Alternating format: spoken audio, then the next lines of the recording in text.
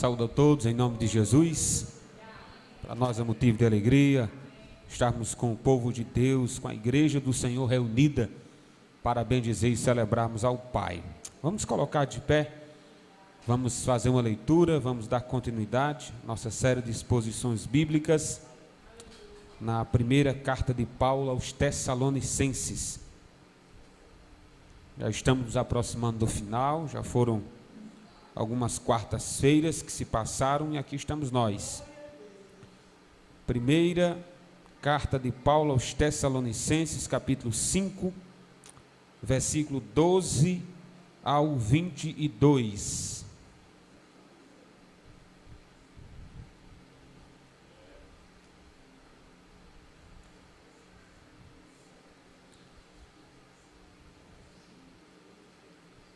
Primeira Tessalonicenses, capítulo 5, do versículo 12 em diante. Os irmãos encontrados, diz amém. Agora vos rogamos, irmãos, que acateis com apreço os que trabalham entre vós e os que vos presidem no Senhor e vos admoestam, e que os tenhais com amor em máxima consideração, por causa do trabalho que realizam. Vivei em paz uns com os outros, exortando-vos também, irmãos, a que admoesteis os insubmissos, consoleis os desanimados, ampareis os fracos, e sejais longânimos para com todos. Evitai que alguém retribua ao outro mal por mal. Pelo contrário, segui sempre o bem entre vós e para com todos. Regozijai-vos sempre, orai sem cessar, em tudo dai graças, pois essa é a vontade de Deus em Cristo Jesus para convosco. Não apagueis o espírito, não desprezeis as profecias, julgai todas as coisas, retende o que é bom, abstendo-vos de toda forma de mal. Quero convidar aqui o diácono Gleison para orar, agradecendo a leitura e intercedendo por mim.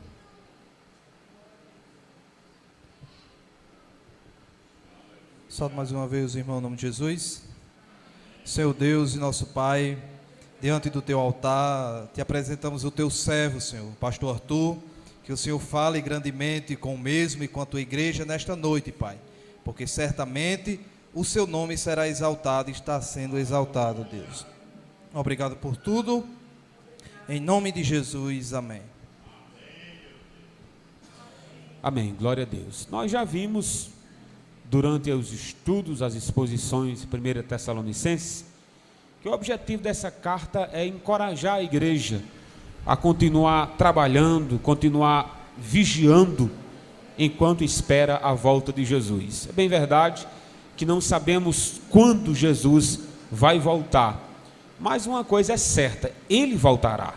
Então, enquanto ele não vem, o apóstolo Paulo orienta-nos que tenhamos uma vida santa. O capítulo 1 ele fala sobre o perfil da igreja verdadeira. No capítulo 2 ele fala sobre o perfil do obreiro aprovado. No capítulo 3 ele exorta-nos a ter uma vida de santidade, temor e obediência a Deus, porque é assim que procede o crente que aguarda a volta de Jesus, em santidade. E já que não sabemos quando Jesus vai voltar, mas sabemos como ele ordenou a maneira que devíamos viver. Ele não disse assim: irmãos, eu vou vir como ladrão, a qualquer momento eu posso aparecer, então já que eu não tenho data de voltar, então vocês fiquem à vontade. Não foi assim que ele disse. Pelo contrário, ele disse: por não saberes o dia nem a hora, nós devemos estar sempre vigilantes quanto à volta do nosso Senhor. E Paulo vai orientar a sua igreja, no final aqui do capítulo 5, onde lemos aqui do versículo 12 em diante, são conselhos apostólicos. Paulo está querendo encerrar a carta, está querendo tratar de muitos assuntos e parece que o tempo é curto para o apóstolo Paulo.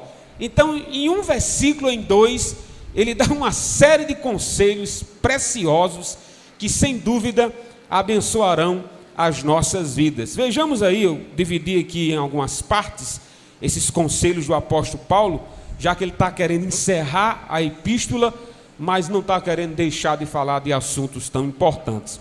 O primeiro conselho de Paulo a essa igreja em Tessalônica é que os irmãos aprendam a honrar os pastores, honrar todos os ministros que Deus colocou sobre a igreja. Acompanhe comigo aí o versículo 12, a maneira que Paulo deseja que honremos os nossos pastores. Se você puder deixar sua Bíblia aberta, acompanhe. Ele diz: agora vos rogamos, irmãos, que acateis com apreço os que trabalham entre vós e os que presidem no Senhor e vos admoestam. A palavra que ele usa aqui é acatar com apreço. Ou seja, ele está querendo destacar o sentimento que as ovelhas têm entre elas em relação ao sentimento que ela deveria ter pelo seu líder, pelo pastor que cuida do rebanho. Paulo está dizendo: vocês devem amar a todos, vocês têm que cuidar de todos que estão entre vós. Mas em relação aos pastores, em relação aos ministros de Deus, eu quero que vocês prestem atenção e cuidem deles com apreço. E ele vai dizer o que esses pastores devem fazer, ou por que deve ter esse apreço para com esses pastores. Paulo diz que esses pastores fazem duas coisas: primeiro, eles presidem no Senhor, e segundo, eles admoestam. O que é presidir? Presidir, lembramos sempre de uma reunião, né? O irmão vai vai coordenar determinada reunião, melhor dizendo. Paulo está dizendo que compete a Deus levantar pastores para presidir o rebanho, para coordenar o rebanho do Senhor. Há aqueles que colocam a mão na cabeça e se consagram pastores, como o nosso pastor Davi sempre costuma dizer: existe o pastor chamado e o chamado pastor. É aquele que bota a mão na cabeça e diz que é, e ai de nós se dizer que não é pastor. Paulo está dizendo que a honra deve haver para aqueles que foram chamados por Deus para cuidar do rebanho, aqueles que são chamados a presidir, a estar à frente do rebanho, guiando pelo exemplo de vida que tem, pelo temor que eles devem ter a Deus. E enquanto eles presidem, coordenam e orientam o rebanho, aí Paulo diz: eles admoestam. O que é admoestar? Admoestar é semelhante a aconselhar o rebanho. Quantas decisões foram tomadas, quantos erros ovelhas tomam, cometem e tropeçam por falta de uma simples conversa pastoral. Paulo está dizendo assim: honrem os líderes de vocês, eles vão aconselhar vocês conforme os princípios da palavra de Deus. Quer dizer, Paulo está terminando o assunto e diz: olhe, honrem os que estão cuidando de vocês em Tessalônica, porque foi Deus que colocou para presidir, é Deus que orienta que ele venha admoestar. Aí ele continua dizendo no versículo 13: e que tenhais com amor em máxima consideração. Como se não bastasse ele dizer com muito apreço, aí ele usa agora outro adjetivo para falar sobre o amor aos ministros. Ele usa aí a palavra máxima consideração. Houve um tempo, sem dúvida, eu acompanhei esse tempo, de que havia uma honra em ser pastor. Havia uma honra. Quando eu digo havia, é na perspectiva do rebanho como um todo. É bem verdade que até hoje há aqueles que consideram o ministério pastoral honroso e digno, como a própria palavra de Deus orienta. Mas a honra de hoje está mais ou menos assim. O filho vai crescendo, se torna adolescente, ou então é criança. Vou começar por criança. Ele aí veste um terninho, aí diz assim: olha, meu filho está vendo um pastor, né? Não sei se vai acontecer isso com vocês, né? Mas quando é criança, bota uma gravatazinha, aí todo mundo diz: ei, tem um pastorzinho. Mas é só quando é criança. Quando vai ficando assim um negrote que nem eu, vai crescendo, aí os adjetivos tendem a mudar. Se ele canta bem, aí diz assim: esse menino vai ser um cantor. Mas, meu amigo, quando é na fase da juventude, se ele prega, se ele canta, chamam de qualquer adjetivo, menos de pastor. E se ele decidir, ou então se ele se sentir vocacionado por isso, os que estiverem em sua volta batem no ombro e dizem: meu filho, não entra nessa não. Não entra nessa não. Há um desestímulo. Eu sempre que eu converso com pastores que são pais de meninos, né, de rapazes, aí eu gosto de dizer isso: aí, se Deus quiser, vai ser um pastor. Aí os pastores dizem assim: Deus o livre, Deus me livre. Quer dizer, se os pastores, alguns, claro, têm esse pensamento acerca do ministério pastoral, imagina o rebanho, né? Mas há algo, inclusive chegaram para Billy Graham. Billy Graham foi um dos evangelistas mais usados por Deus do século 20 e 21. Só para vocês terem uma ideia, teve uma cruzada evangelística que Billy Graham fez o apelo. E em uma só noite se converteu 20 mil pessoas para Jesus.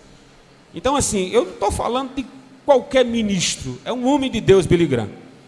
Aí viram que Billy Graham tinha eloquência, ele sabia pregar muito bem. Era um homem que realmente, quando começava a pregar, todo mundo se concentrava para ouvir Billy Graham. Tamanho ministério que aquele homem tinha. Aí chegaram para Billy Graham e disseram: Billy Graham, vem cá, homem, você fala bem, o povo quer bem, você é uma figura aceita pelo público, por que você não deixa de ser evangelista e vem trabalhar com a gente aqui na política? Se candidata a prefeito, se candidata aqui a vereador, a deputado. Aí Billy Graham olhou assim e disse: meu amigo, você acha que eu vou rebaixar o meu chamado para trabalhar nesse negócio? E não entenderam a resposta de Billy Graham. Mas rebaixar por quê? Ele disse: meu amigo, eu estou aqui como ministro do Rei dos Reis e Senhor dos Senhores. Eu estou como homem chamado pelo próprio Deus a servir a todos. Se eu entrar para a política, eu vou ter que fazer parte de um partido e trabalhar em partes. Isso para mim é rebaixar o meu chamado. O nosso pedido é que outros homens sejam chamados por Deus com essa mesma consideração de Billy Graham. Tenha o ministério pastoral como algo divino que é, como algo honroso que é. Se você olhar na perspectiva financeira, realmente, meu filho, não, você é pastor para enricar, seja. Aí depois nós conversamos. Seja. Paulo está dizendo: honrem os seus ministros, porque eles vão cuidar de vocês, eles vão aconselhar vocês, tenham máxima consideração por eles. Aí ele vai dizer o motivo. Por que deve ter esse motivo? Paulo diz, finalzinho do versículo 13, por causa do trabalho que realizam. Para Paulo, o ministério pastoral era digno de ser honrado, era digno de ser imitado, desde que tivesse o chamado de Deus, e incentivado. Certa feita, o pastor estava sentado na varanda da casa com a Bíblia aberta. Aí passou um irmão da igreja e disse: ei, pastor, descansando, hein? Aí o pastor disse: não, estou trabalhando. A Bíblia aberta. Aí certa feita o irmãozinho voltou e o pastor estava podando a árvore de frente à casinha dele. Aí o irmão diz: ei, pastor, agora você está descansando. Não, agora eu estou. Agora você está trabalhando, né? Não, agora eu estou descansando. Pastor trabalha quando estuda a palavra de Deus e cuida do rebanho. Entende? Esse é o trabalho, o ofício pastoral. Cuidar do rebanho, enquanto isso amola a espada que tem. Já pensou? Pregar sem nem saber o que diz as Escrituras. O trabalho que Deus deu ao apóstolo Paulo foi esse. E ele está dizendo: irmãos, então orem. Orem por aqueles que presidem vocês, por aqueles que cuidam de vocês. Irmãos, a queda de um líder traz ao rebanho piores consequências do que a queda de um irmão comum. E muitos pastores que apostatam levam muitos com ele. Mas quando o irmão só apostata, as pessoas dizem: ai, coitado, você apostatou da fé. Mas a liderança tende a chamar mais pessoas para si, seja para o bem, seja para o mal. Por isso que o apóstolo Paulo diz: orem por vossos pastores. Intercedam por vossos pastores, que cuidam de vocês, presidem sobre vocês. Aí ele diz outro motivo, por que fazer isso? Finalzinho do versículo 13 ele diz: para que vocês vivem em paz uns com os outros. Todos aqueles que buscam a competição, todos aqueles que buscam tirar a liderança daqueles que são chamados por Deus, a guerra. É isso que Paulo está dizendo, a guerra. Por que uma guerra? Porque não será o pastor que travará essa guerra. Paulo está dizendo que haverá uma ausência de paz, aonde aqueles que deixam de orar por aqueles que cuidam de nós. Paulo continua falando desse assunto, orientando a igreja. Primeiro, ele pede que honremos os que têm liderança sobre o rebanho. Segundo, ele pede que a gente venha ajudar a todos os irmãos da casa de Deus. Acompanhe comigo aí o versículo 14. Olha que interessante o início do versículo 14. Ele falou dos pastores. Olha o que diz o versículo 14. Ele diz: exorto-vos também, irmãos, a admoestar. Admoestar quem? Os insubmissos. Não é interessante? Paulo, no versículo 12 e 13, está falando sobre o ministério pastoral e a necessidade que temos desse ministério. Aí no versículo 14, Paulo diz: eu quero que vocês aconselhem aqueles que são insubmissos. Você sabe por que muitas pessoas, meus irmãos, têm asas no meio do rebanho, a ponto de causarem prejuízos ao reino de Deus? Porque faltam aqueles que dizem assim: ei, você está sendo insubmisso. Você está fazendo com que o rebanho se prejudique com isso. Quer dizer, Paulo está tratando de uma igreja nova convertida, mas ele está dizendo: para que vocês tenham paz, é preciso que vocês aprendam o que é a submissão bíblica. A submissão pastoral não é o pastor mandar e você fazer. É quando o pastor estiver fazendo, você o ajude. Isso é submissão pastoral. É quando ele estiver evangelizando, você está à disposição do evangelismo. É quando estiver orando, você está à disposição do evangelismo. E quando não puder, você continua. Paulo está dizendo que a falta de submissão àqueles que nos guiam traz prejuízo à obra. Parece muito claro isso, né? Pastor, está claro, está óbvio isso. Mas você não faz ideia daqueles que não querem saber de liderança. O grupo que cresce a cada dia chama-se os desigrejados. Aí Paulo está dizendo: aconselhe esses a voltarem a serem igrejados, a serem membros do corpo de Cristo. Porque uma brasa sozinha, ela apaga. Uma ovelha sozinha, na linguagem de Jesus, ela está perdida. Foi eu que disse isso? Não, foi Jesus. Quando Jesus conta a parábola de uma ovelha que estava desgarrada, ele disse que essa ovelha estava perdida. Então não pense que ficar em casa dizendo que você tem uma conexão direta com Jesus e não há necessidade de um pastoreio para a sua vida. O apóstolo Paulo diz: chame esse de insubmisso. Mas não posso chamar de ovelha, não? Pode, ovelha perdida. Sempre acrescento o perdido naqueles que não querem saber de congregar-se. Sempre acrescento. Ovelha pode ser, mas está perdida e precisa ser achada. Quanto aos insubmissos, exorta, admoesta. Ele diz: consolem os desanimados. Meus irmãos, se eu estou desanimado, eu me lembro de uma visita uma vez, a gente passa cada um. Se alguém está doente, seja quem for da doença que tiver, aí você vai visitar esse indivíduo. Você fala de tudo, meu filho, mas não fala sobre morte, não. Às vezes a pessoa está com a dor no dedo mindinho, só uma dor. Aí você chega para consolar esse irmão que está em dor e diz: rapaz, você está com a dor no dedo mindinho. Se eu disser a você que arrancaram a perna, um braço, uma pessoa morreu, começou com a dor no dedo mindinho. Irmãos, nós somos orientados nas Escrituras a fazer o seguinte naqueles que estão desanimados: consolar. Irmãos, quando a gente não tem uma coisa boa a dizer àqueles que estão desanimados, o silêncio é uma poesia. É uma poesia. Eu não posso animar aqueles que estão desanimados trazendo apenas coisas ruins. Minha mãe está se tratando de ansiedade e síndrome do pânico. Minha mãe está se tratando, graças a Deus está bem melhor. Mamãe, ela procurou se isolar de todas as notícias ruins que tinha. Saiu das redes sociais. Você quer ver desgraça? Vá para as redes sociais de algumas pessoas. É impressionante. Aí mamãe disse que conseguiu, até que ela sentou na calçada. Aí passou uma vizinha que nunca deu nem bom dia.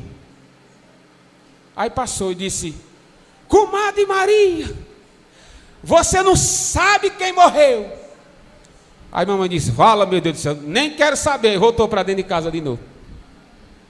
Há aqueles irmãos que parecem uns cães farejadores de desgraça. Pastor, você soube que mataram um com 10 tiros? Eu digo, rala-me, aonde? Lá no Rio Grande do Sul.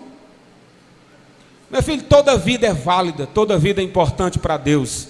Mas por favor, meu irmão, não seja um divulgador de desgraça. Tem muitos filhos de Satanás fazendo esse papel de uma forma brilhante. O que os filhos de Deus têm a ver com isso? É impressionante o pastor morreu um, esfolaram o outro, então amarraram um para morrer amanhã. Aí Paulo diz, console os que estão desanimados. Meu filho, se você não tem uma coisa boa a compartilhar, que pare no seu Facebook, que pare no seu Instagram, mas não prossiga. Mas não prossiga. Eu abri um vídeo uma vez, um familiar disse, olha aqui, que coisa linda aí. Eu disse, será que é bonito mesmo? Um caba morto tinha levado não sei quantos tiros. Eu digo, meu amigo, você ainda disse que um negócio desse é bonito. Talvez eu estou falando com alguém que goste disso. Só passa desgraça, só passa notícia ruim. Olha o conselho apostólico para o bem do rebanho. Console aqueles que estão desanimados.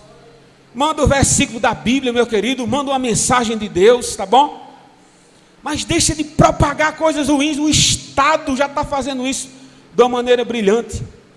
Essa pandemia, eu nunca vi tanta proliferação de notícias ruins como nessa pandemia. E pessoas estão doentes até hoje pelo excesso de notícias ruins. Você sabia que uma notícia ruim pode acabar com o seu dia? Notícia ruim pode acabar com a sua alegria. Uma notícia ruim tira o ânimo de você falar com Deus. Há pessoas que correm léguas para contar notícia ruim. Pelo amor de Deus, que não seja você essa pessoa. Para com os insubmissos, exortem a fazer parte do rebanho. Para aqueles que estão desanimados, console. Aí Paulo diz, ampareis os fracos. Irmãos, há pessoas que você tem que realmente pegar no braço e trazer. Como, pastor? Está fraco, irmão. Está fraco. Às vezes você não quer vir à igreja, você tem um amigo bom. Sabe o que seu amigo vai fazer? Eu espero por você, mas vamos para o culto. Não é? Isso é maravilhoso, irmãos. Ter um amigo que ora com você, que incentiva você a estar na casa de Deus. Ele sabe que você está passando por uma situação ruim e ele está disponível para trazer você à casa de Deus. Esse que é o seu bem. Esse que é o seu bem. Paulo diz, depois faz o seguinte, que você seja o amparo dos fracos. Que você seja a moleta daquele que está aleijado. Que você seja a cadeira daquele que está aleijado.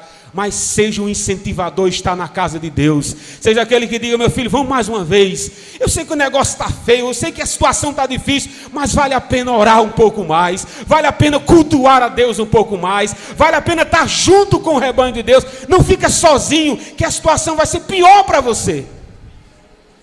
Um amparo para aqueles que estão fracos. Um amparo. Paulo continua incentivando o rebanho, dizendo, olhe, ampareis os fracos, e sejais longânimos para com todos. A palavra longânimo é diferente de paciência, semelhante, mas não são iguais. Longânimos é aquele que consegue resistir um longo período de sofrimento, sem fraquejar. São longânimo. Consegue resistir a um longo período de sofrimento sem fraquejar. Aí Paulo está dizendo, sejais longânimos para com todos. Como é que eu posso ser longânimo com todos? Dividindo a carga, né? Dividindo a carga. Se você sabe que uma família está em crise, o casamento está em crise, ore com essa família. Ore para a paz reinar nesse lar. Se você sabe que uma irmã está preocupada quanto à saúde, incentive a buscar mais a Deus. Seja longânimo. Seja aquele que incentiva a orar sempre um pouco mais. E Paulo diz, para com quem? Para com alguns? Não. Longânimos para com todos. Paulo orientou-nos para que tenhamos honra para com os nossos líderes. Paulo orienta que venhamos a ajudar a todos os irmãos a manter a paz. Foi os conselhos dele. Por último, nós tenhamos um viver que agrada a Deus, um viver de santidade. Acompanhe comigo o versículo de número 15 em diante. Paulo diz: olhe, evitai que alguém retribua a outro mal por mal.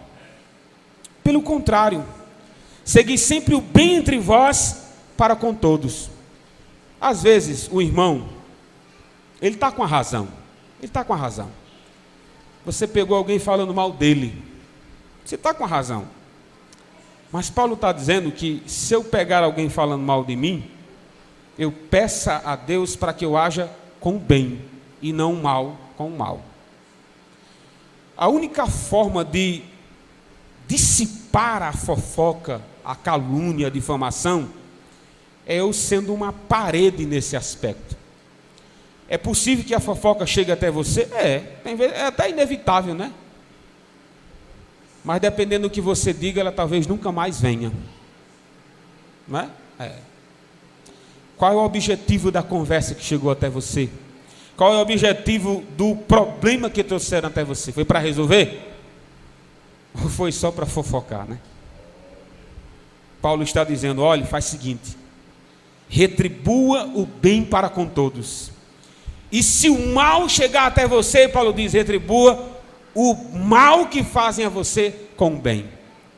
Nós somos orientados, irmãos, a compartilhar aquilo que temos. Se nós temos Deus em nós, e Deus é o príncipe da paz, e um dos frutos do Espírito é a paz, é a longanimidade, a benignidade, a paz, a mansidão, a temperança, o domínio próprio. Se temos isso dentro de nós, é isso que devemos passar. Agora, meu amigo, se você está cheio de ódio, cheio de rancor, cheio de mágoa, aí é só isso que você vai saber retribuir. Para que a paz reine, aí Paulo diz: pague o mal que nos fazem com o bem. Depois o apóstolo Paulo orienta-nos a ser uma pessoa sempre alegre, orar sem cessar. Quem é que não conhece esse texto, né? 1 Tessalonicenses 5,17. Orai sem cessar. Certa feita eu fui para um culto de missões, um obreiro nosso, numa bis, numa moto. Aí o obreiro de trás da moto, o garupa, né, disse: vamos orar. Aí o motorista disse, o piloto disse: vamos. Aí enquanto orava, o motorista fechou o olho também. Aí começaram a entrar dentro do mato e o velamo comendo nos olhos desse povo. Aí disse: epa, mas homem, que tá... você disse que nós devíamos orar? Primeiro, irmão, quando a Bíblia diz orar sem cessar, não é que existe uma sequência ininterrupta de oração. Paulo está tratando sobre uma vida, não um momento. A oração na vida do crente não é apenas dobrar os seus joelhos e falar com Deus. É quando você está de pé e vive aquilo que você orou a Deus. Orar sem cessar é a sua vida condizer com aquilo que você está pedindo. Exemplo: pastor, eu estou orando para Deus transformar a vida do meu marido, para Deus salvar o meu marido. Só oração basta? O apóstolo Pedro diz que não. O apóstolo Pedro diz: olha, irmã, quando vocês orar para Deus salvar o esposo de vocês, não faça só isso não. Aprenda a ficar em silêncio, para que as suas orações não sejam impedidas de chegar a Deus. Então orar sem cessar é você pedir sabedoria para ser uma esposa melhor, enquanto Deus quebranta o coração do seu marido. Isso é orar sem cessar. Você dobra os joelhos orando pelo seu marido, quando você se levanta, procura ser uma esposa melhor. E o contrário também. Você está orando para Deus salvar o seu esposo, a sua esposa, enquanto você ora por ela, ao se levantar, seja um homem melhor para sua esposa. Orar sem cessar diz respeito a uma vida. não a um momento de joelhos. Então, que essas orientações de Deus que o apóstolo Paulo trouxe para a igreja orienta-nos a ter uma vida de paz, uma vida de temor e de santidade diante de Deus. Quero convidar